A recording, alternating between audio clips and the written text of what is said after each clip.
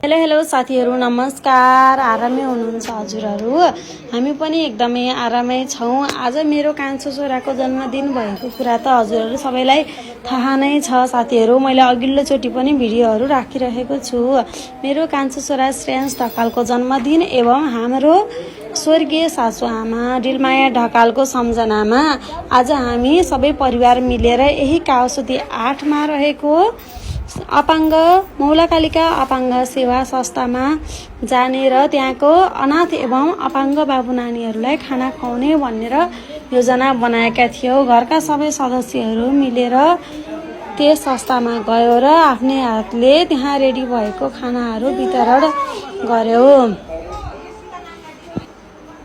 सबैले हाम्रो आफ्नै हातले खानाहरू बाँड्यौं र ती बाबु नानीहरूले पनि खुसी भएर खाना खाए।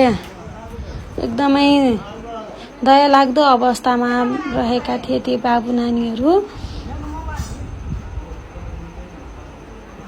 कुनै हिँड्न नसक्ने, कुनै उठ्न नसक्ने खालका अवस्थामा रहेका बाबु नानीहरू, कोही भने आमा बुवा नभएका बाबुहरू पनि थिए। तिनीहरू सबैलाई हामी आफ्नो हातले खाना बाँड्यौं। सबैलाई खाना बाँडिसकेपछि हेर्नु त साथीहरू, कुनै त उठ्न नसक्ने, सुतेरै खाना खाने खालका बाबुहरू थिए। ती बाबुहरूलाई पनि आफ्नो हातले खाना बाँडिसकेपछि हामीले कपी, पेन्सिलहरू, स्टेसनरीका सामानहरू लिएर पनि गएका थियौं।